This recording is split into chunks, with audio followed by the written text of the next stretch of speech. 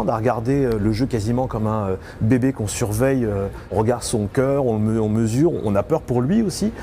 Puis on voit qu'il s'en sort bien. On arrive à une deuxième année, on se dit ça va être la même chose, une répétition, et pas du tout. Ça se comporte différemment, avec plus de puissance, il continue de grandir. Et bien maintenant, il faut qu'il rentre en maturité d'un point de vue gameplay. C'est-à-dire qu'aujourd'hui, on a continué de le faire grandir, maintenant il faut qu'il franchisse des étapes. Il est temps pour lui d'évoluer.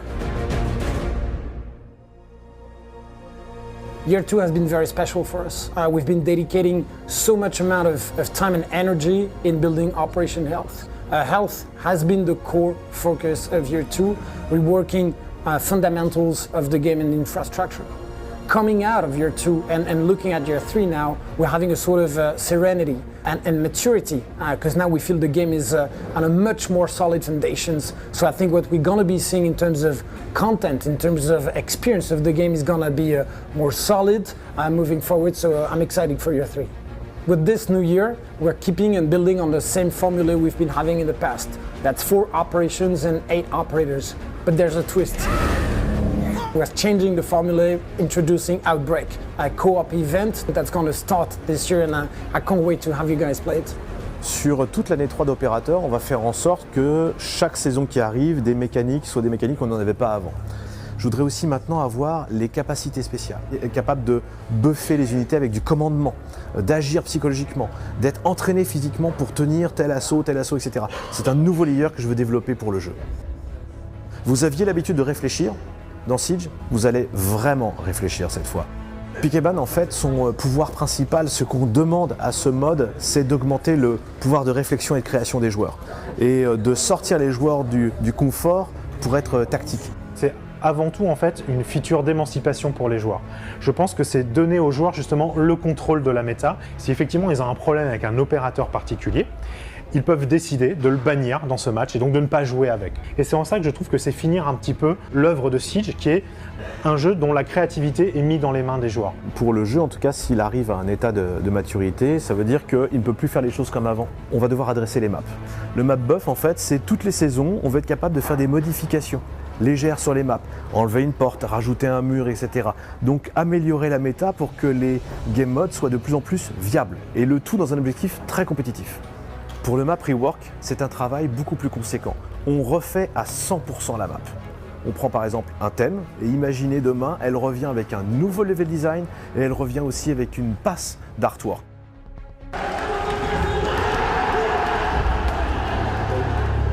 The intention with Year 3, with the competition, is increase our commitment, increase the duration of the program, and we're now aiming at 2 years, 2 full years of competition, but it's not enough. We want to add more layers. One of the change of the format is switching the Pro League from 3 months to now 6 months. So that allows every team to actually compete every week, one against the other. That means that every match is being streamed, every fan can actually follow their favorite team, and it makes the competition much fairer and much more stable as well. We're adding 2 new layers of tournaments, where we're adding 4 new minor tournaments that are on the DreamHack circuit. And in addition to this, a second major. With 6 Invitational, now the mid-year has its major. It's going to be in August in Paris, and that's going to be one of the biggest tournaments we have this year as well. Tous les succès, les résultats, les millions de joueurs, le viewership qui explose, cette finale ici, c'est vraiment le résultat de autant de nous que de vous. Ce jeu, il est autant le vôtre qu'il est le nôtre, nous, l'équipe de développement. And now this wish of making that game one of the biggest competition titles in the world is actually happening, and I can't wait to see Year 3 transforming that wish and that dream in a reality. Nous continuons d'explorer, nous avons encore plein de layers, de niveaux, en tout cas de complexité et de référents particuliers que je veux faire entrer dans le jeu. J'ai faim d'accumuler, d'agglomérer le maximum de mécaniques possibles pour ce jeu. C'est que le début. Good morning, everyone. I am Craig Robinson, community developer on Rainbow Six Siege, and what a day. Day 3 of the Six Invitational. We have our all-star match, East versus West, coming up right after this panel, and then Outbreak reveal, which we're all very excited to hear about. And following that, we have the grand finals, Penta versus Evil Geniuses. So before we get into all that, we're going to take it back and talk about Year 3.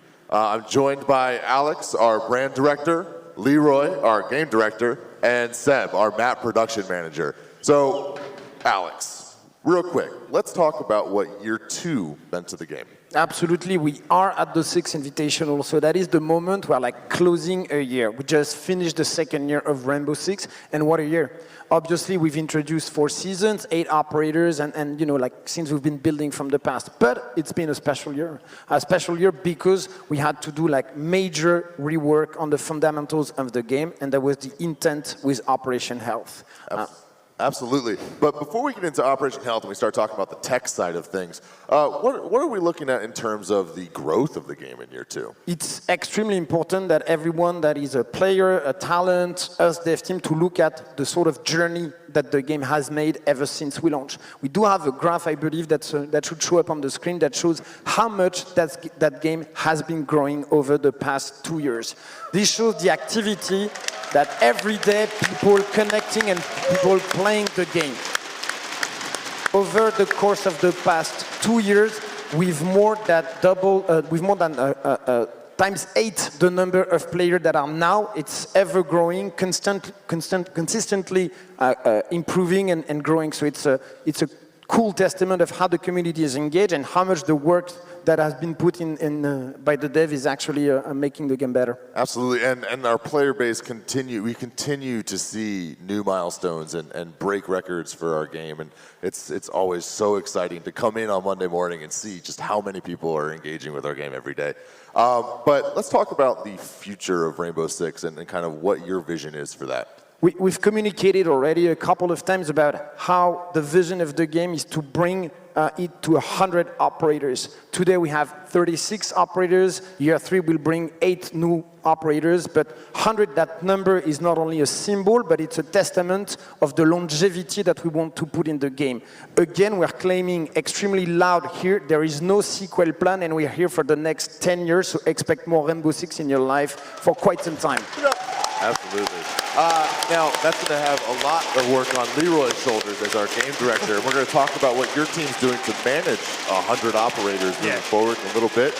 But that's a lot of operators. And with new players coming to the game every day, what are we doing to improve that new player experience? Yeah, indeed. It's year 3 is very symbolic for a reason as well. Is now the content that we have been creating post-release and post-ship of the game is going to become bigger than the one in the original box, right? So we're starting to have those questions and discussion on how we make the journey for every player, newcomers and people that are very much engaged already from day one, smoother. Better, the quality of getting that content, trying that content, learning it, mastering it should be better. So starting year 3 very, very soon, we are already deploying a couple of measures that are extremely exciting.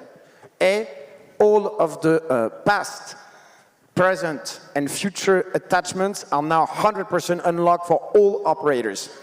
As soon as they get the operator, absolutely, the attachments are already there and ready to go. All attachments, no need to grind them anymore. So it's going to make your your learning ship of every of those guns and attachments much, much, much smoother.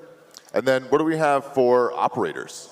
All of the operators in the standard edition, the 20 legacy operators, as we call them, are now also 100% unlocked. So that means that when you do play or do get access to the game with that edition that has the 20 original operators, it's now you pick whichever you want. So everyone who purchases the starter edition, or who owns the standard edition, who purchases the standard edition from here on out has the original 20 unlocked, as well as all the attachments for those operators. Absolutely, and you did mention the starter edition. I apologize, but let's talk about the starter edition. Absolutely, and we're super pleased to announce also that the starter edition is getting an upgrade, now getting with 6 operators instead of 4, making your pool of heroes and characters available from the beginning much bigger.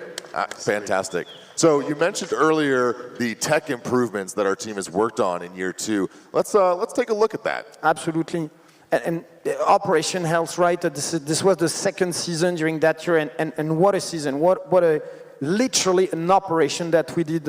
We often discuss with Jalal, who's somewhere in the venue, our lead architect, about how it's been a sort of open heart surgery on a live patient, right? It's been about reworking all of the core fundamentals of the tech, switching servers, making one-step matchmaking, introducing the test servers, and all of this across that whole year has really drastically improved the quality of the service, the quality of the matchmaking and the connection.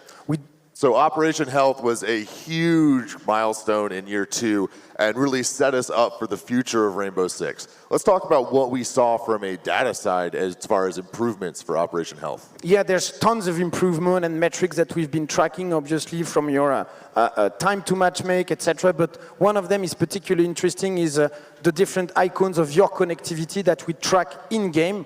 And ever since we switch to the new and more powerful server, you'll see on the graph how much that before and after has drastically changed. The game is much more reliable, much more stable, and the resiliency of all of our services around that quality of experience has improved by a high margin. Clearly. Thank you so much. And we're going to take a look at just how much it was an improvement over the future, over the old servers, and how we've really transitioned into this upgraded and improved tech. So you want to talk about that for a little bit? Absolutely. But you see the before and after, and I think that's it needs almost no comment. I see people understand even without any of my comments. So that's exactly what it is. Like, your experience in Rainbow Six has drastically improved. That doesn't mean that we're going to be stopping the investment and keeping improving the service. As the game grows, as the number of people playing grows as well, we need to double down on all of our investment. And we have another good news. Well, let's hear it. Yeah, absolutely. We're going to be growing and adding new data centers from the game. That means for everyone in the current region, they will have a lower latency and lower ping when they do play.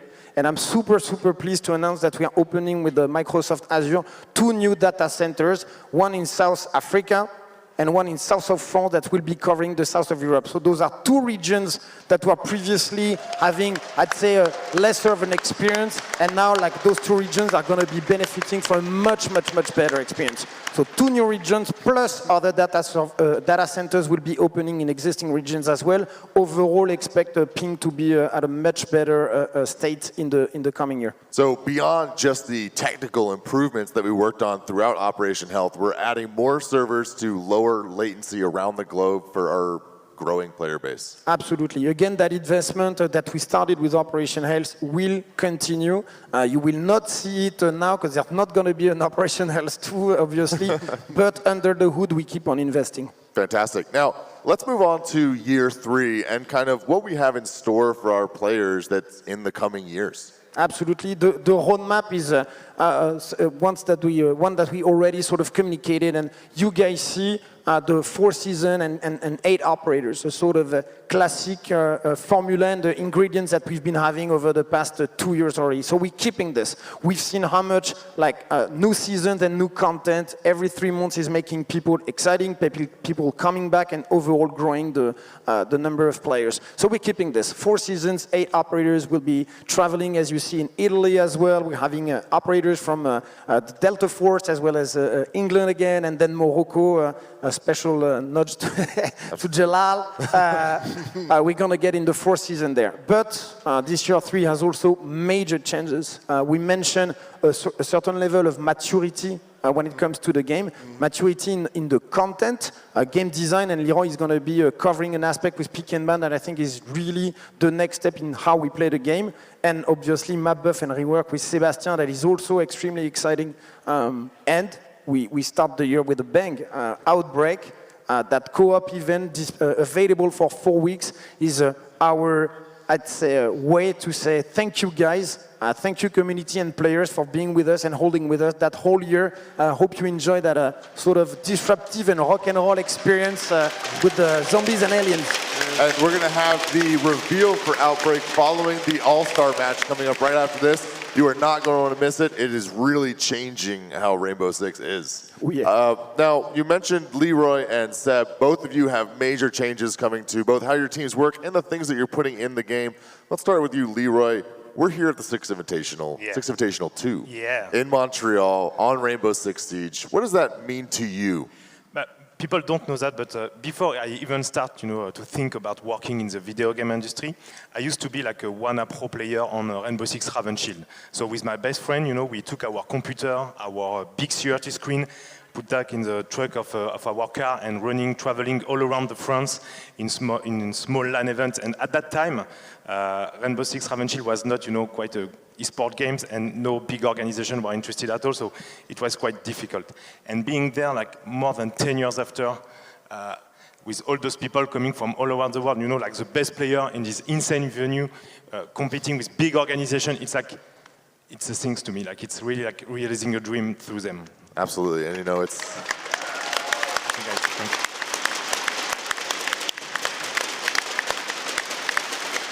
Wonderful to have you here. We're very lucky, and the things that you've been guiding your team on doing in terms of game design direction is phenomenal. So let's take a look at the pick and ban. Yeah, the pick and ban is that, for us, it was like one of the last cornerstone of Rainbow Six Siege. Every time we were talking about the 100 operator as a goal, we had in mind, this system. Because what's the point of having that much operator if you don't have like a gameplay system that encourages this diversity and that challenge player to play with those 100 operator. So pick and ban for us is really like the last cornerstone that we are adding to this game, and we believe also like we have a kind of mantra in the team, thinking like the more you give power to players, the more you allow them to have creativity, the better the player experience will be. And we believe that pick and ban, this kind of system are just that, like giving putting the meta in the end of the player, basically. Fantastic. So let's take a look through the flow of pick and ban. So we're going into details. Of course, it's the pick and ban system. It's about operator, So there are three things that you need to keep in mind. First, we're changing the flow. Then we're adding what we call a ban phase, and then we have what we call the 6-pick. So let's start with the ban phase. So each team, attacker team and defending team, will be able to ban one attacker and one defender for the whole map. Okay? So at the beginning of a map, each team are going to remove 2 attacker and 2 defender. And how it goes, it starts, and you pay attention to that because it's really important in terms of system. The defending team starts by banning the first attacker. Then the attacking team bans the second attacker. Then the attacking team again bans the first defender. And then the defending team is banning the last defender. That means 4 operators that won't be able to be played by both teams. So each team will pick one attacking operator, one defending operator to ban for the entire map. Exactly. So it's map-based. Right. Oh, so it's map-based, not for a series or anything like that. Okay. Now let's take a look at how that's going to play out in terms of the rounds and the attackers and defenders. So the second change I was talking about is that we are changing the flow of the round. Instead of having a team that needs to attack, then switch to defend, then switch to attack, now we are doing 5 attacks in a row, then kind of an half time, and then you go to do your defense and you do your 5 defense in a row. So we're not going to be doing the back and forth that we've been doing for the last 2 years. It's going to be much more fluid and probably a better viewer experience for everyone here. And even for the team, especially in defense, it gives you the opportunity, to react on what went wrong and to adapt and to increase your level. We feel like in terms of mindset, it's better for the player and for the team. And it lets you adapt your strategies and build on them, the fly. Correct the issues as you're progressing through the map. Exactly. Fantastic. Now, come on. This is so fun. let's take a look at step 2 for the pick and ban. So the last one, the step 2, it's what we call the 6-pick. So at the beginning of each round, each team, we are going like usually, they will do their 5-pick. You're doing your team composition.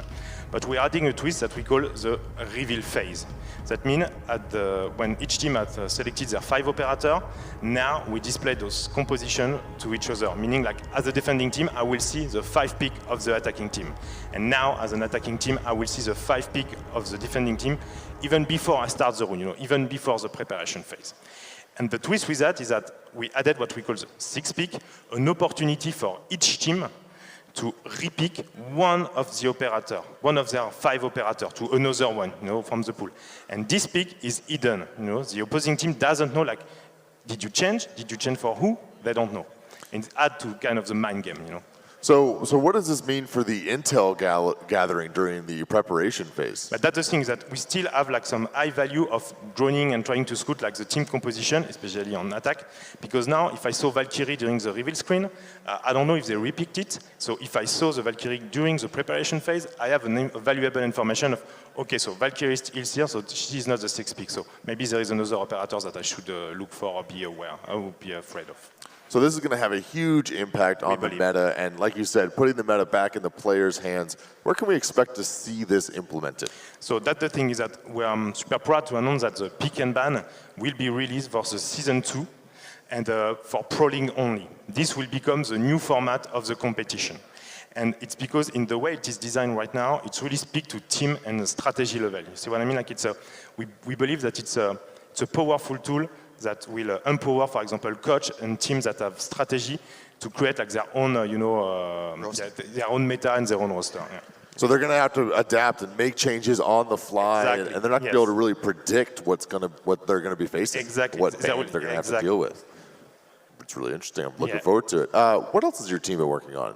So there is a lot of stuff that we're working on, especially after operationals, that allow us, to rework our framework, our pipeline.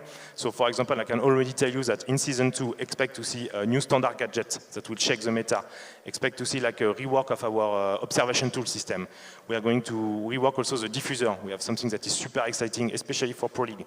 There is a lot of new gameplay content that are incoming. So it's just the beginning, and as Alex said, like this year 3 is going to be amazing. So your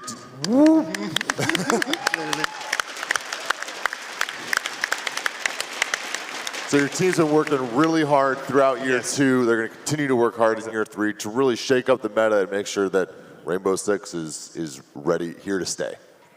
Now, Seb, and making sure that Rainbow Six is here to stay, maps are integral to that. What can we talk, in year 3, we're going to have 2 new maps, we're going to have a map rework, and we're going to have map buffs. Yep. Let's talk about map reworks first. What does your team have for us in terms of map reworks? Well, we're at a turning point right now where we have 19 maps. 19 maps is a hard learning curve, and we want to revisit some of the maps that we have that are unbalanced, not for viable objective. The goal really is to stand out some maps that are forgotten, been put in casual. You've seen in the map rotation that we've done in casual and rank, we've reduced the pool of map in both. And I'm super happy to say I've seen the Yacht panel before. Yacht is coming back on season 1 as a casual map.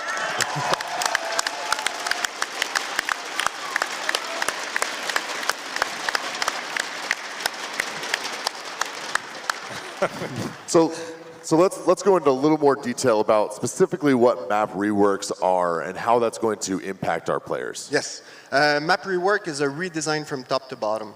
You can consider this as an alternate version of what you have on a regular map. You can have a chalet, for example, in the summer, and it's been renovated all across the board. There's no library, there's no kitchen. Kitchen is moved.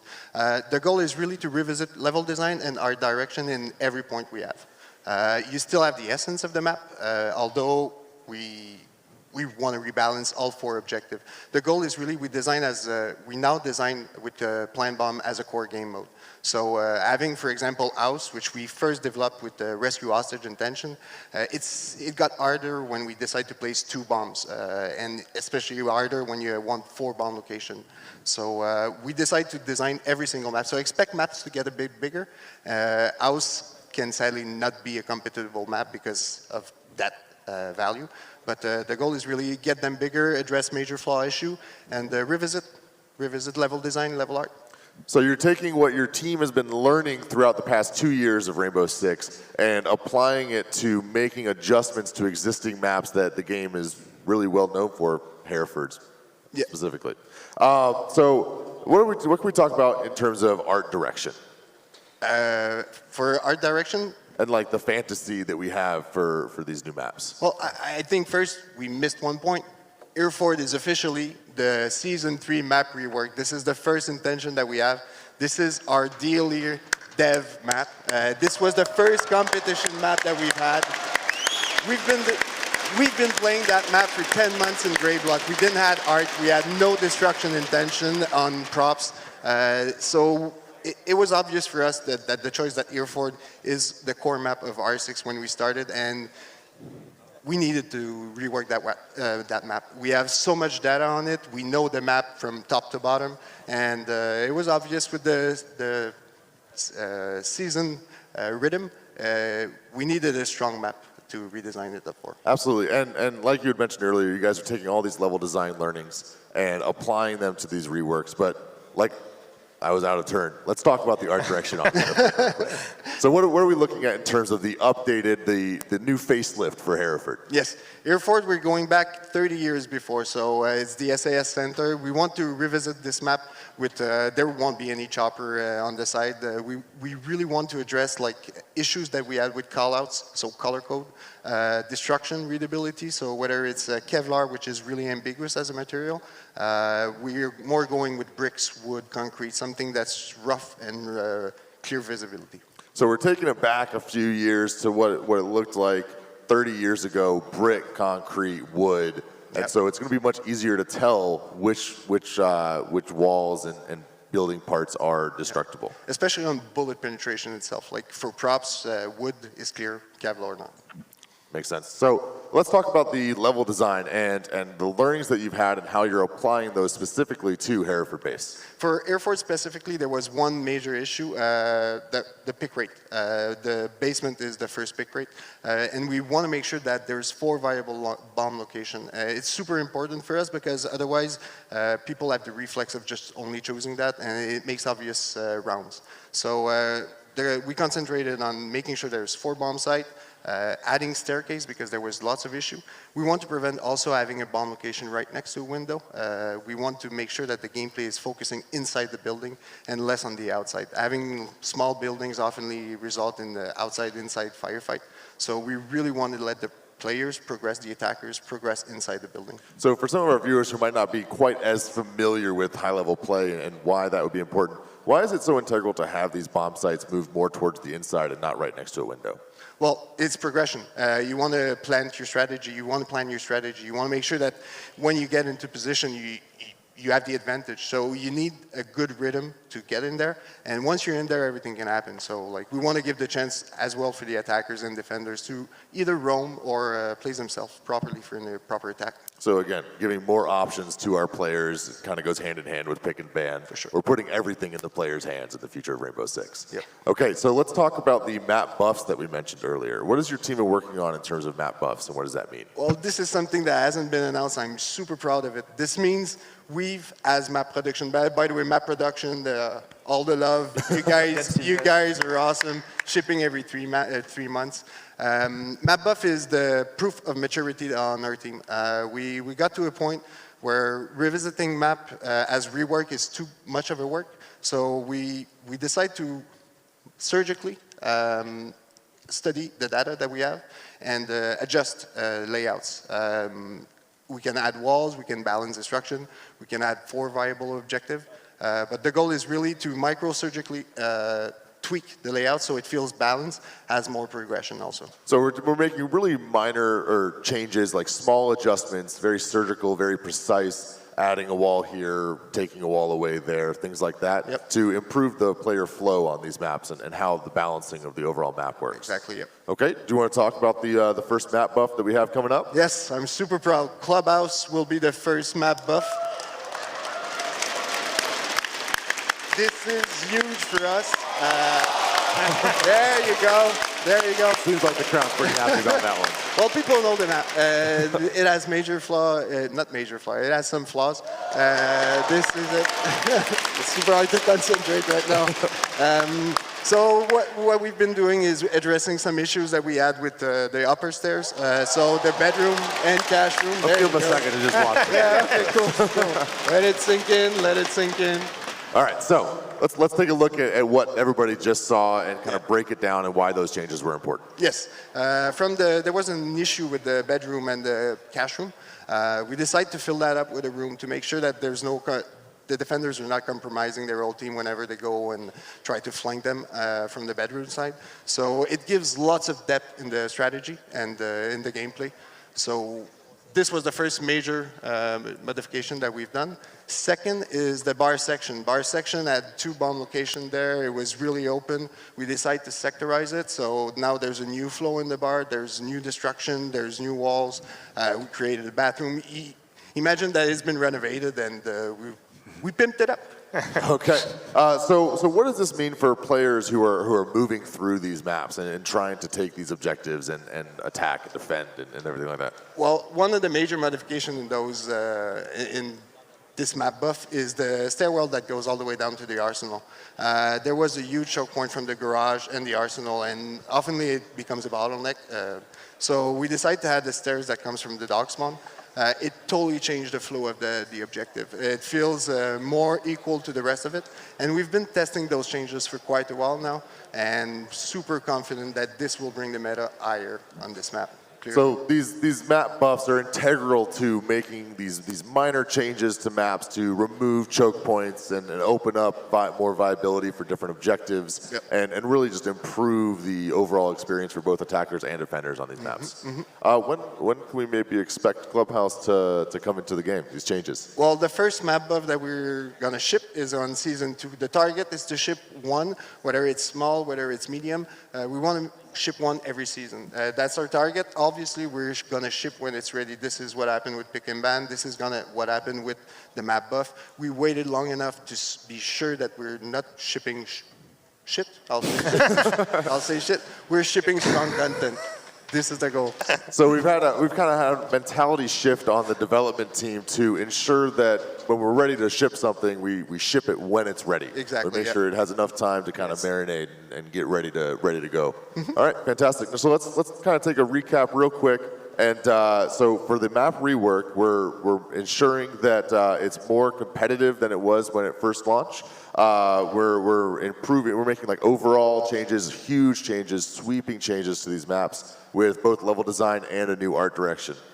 And then for the map buffs, we're making much smaller changes, more surgical changes to improve the player experience and balance it out a little bit more. Clearly, yep. And so in Season 2, we're looking at potentially shipping the Clubhouse. We're shooting for Season 2 to ship the Clubhouse changes. Season 3, we have the map rework coming to Hereford. And in Season 2 of Pro League, this year, we're going to have the pick and ban system. So really exciting things coming up for the players, the meta, and all of that. And that's going to have a huge impact on esports. Alex, let's talk about esports and the next couple of years of that. Absolutely, Craig. But what an evolution, right? Sitting on that room now, like watching all of those games in the past days. Can't wait for the finals, obviously, but what a step up. Remember, like, last year, or even the first competitions, I remember very clearly and vividly the first one. It was at IEM Katowice on a much smaller stage. It was the very beginnings. Like, some teams didn't even have a jersey, and we're like already very super excited. But like looking at the venue, looking at you guys and all the teams, I'm absolutely I can't compute all of my emotions, to be honest. You know, so yes. One of the things that really warmed my heart was seeing you come to the venue for the first time earlier this week, seeing all of the work that was done and seeing what was the Six Invitational 2 was going to be. And just the smile on your face was absolutely incredible. You could tell this really meant. Yeah, props to ESL and Tribute, the agency that's working on us for this. Like that amount of work from all of the teams involved in this is just pure and sheer work, amount of work. And but it's such a jewel for everyone, the community, the players, to be here. And I hope you guys enjoy as much as we do.